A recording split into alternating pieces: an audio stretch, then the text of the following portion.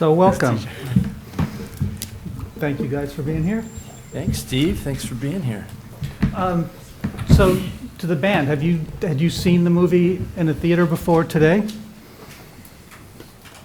The very first time it was at a place called the EMP, which wasn't the cut that we saw today, but we saw it with a lot of family and friends and locals, and Cameron came up, and that was the first time we were watching it. And so that was a theater, and then after that we would just watch the different edits as we worked together and it came through. But today was much different, and to see it with a real audience and people that weren't friends and family. I think that's what gave it a sense of feeling like it was actually pretty damn good. So Cameron, I'll start with you. I mean, you think of great movies about music, great rock and roll films. Generally they focus on a particular show or a small period of time. Yeah. You know, you're taking this emotional journey over 20 years with the band and the fans. Yeah. That seems like a huge thing to try to tackle in 2 hours. I mean, how do you grapple with that? I was really inspired by No Direction Home, the Scorsese documentary on Bob Dylan. And that's a huge subject that spans a long time. And I just love the way Scorsese, as a fan and as a musicologist and as a director, chose the chunk that he chose, examined the roots, and showed how the music was born. And I felt so satisfied and inspired. I wanted to listen to more Bob Dylan, and it felt like a Bob Dylan experience.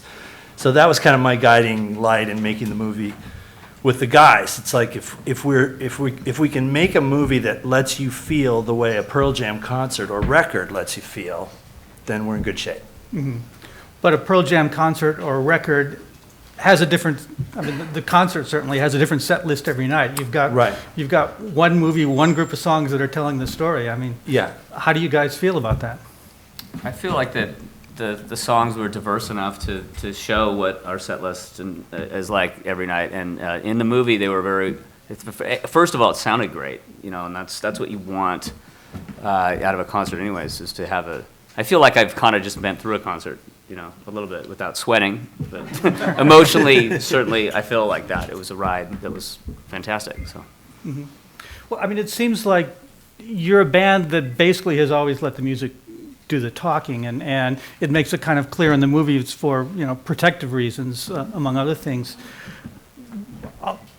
To Stone or Jeff, since you were there at the beginning, I mean, what did it take to get you to say, okay, come on in, Cameron, we'll open up to do a movie?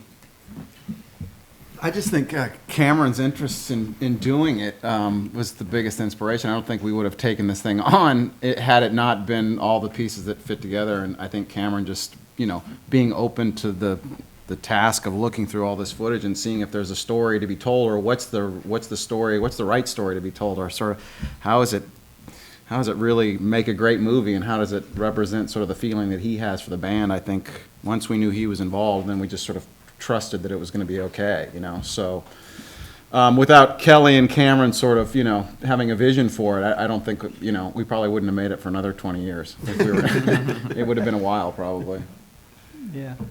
And we don't get to hang out with Cameron that often, so it was sort of an excuse to hang out with Cameron a little bit. I mean, he's one of the great people to be in the corner of the room with, talking music and movies and art with, and so that was a added bonus to this whole process. So when he showed up on the Seattle scene in the, what was it, mid-'80s?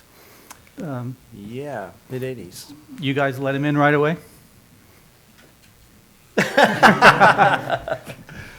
I met Stone and Jeff first. We were I was kind of researching the idea of doing a movie based in Seattle about people, some of whom were musicians, and I met Stone and Jeff, and I loved so much that Stone and Jeff were guys that had jobs and also played in bands. It wasn't like the LA experience, which is like, yeah, I live with my girlfriend, she pays for everything, I play at night, sleep all day. These guys are like, we pull espresso, we do this, we do that, and then we earn the experience to pay for our love, which is playing music and buying instruments and doing it. And so I met these guys and thought they were a great example of people who love music and chose to make music their purpose in life really responsibly and passionately. And like loving their music came from knowing and loving them as guys first. So were there things that you guys saw in the movie that you'd forgotten about? I mean, it's amazing the kind of footage you dug up. There must have been some moments for some of you where you thought, oh, I don't remember that. Backstage at the Cult show, for sure. One of the shots that opens the film. I mean, first time I saw that, I was like, where was that? I mean, Josh obviously was shooting that footage, but I didn't remember Josh being there. And to sort of have a memory of something in your head that's probably drifted away from really what happened, as time goes on, as you tell the stories about. Because during that time, we took guys from the Cult down to the Vogue, and I remember Lars showed up, and so I told that story a lot. And then to all of a sudden get pulled back to really what it was like was pretty shocking. Like, I didn't know I wore hats like that. Yeah, I mean, we're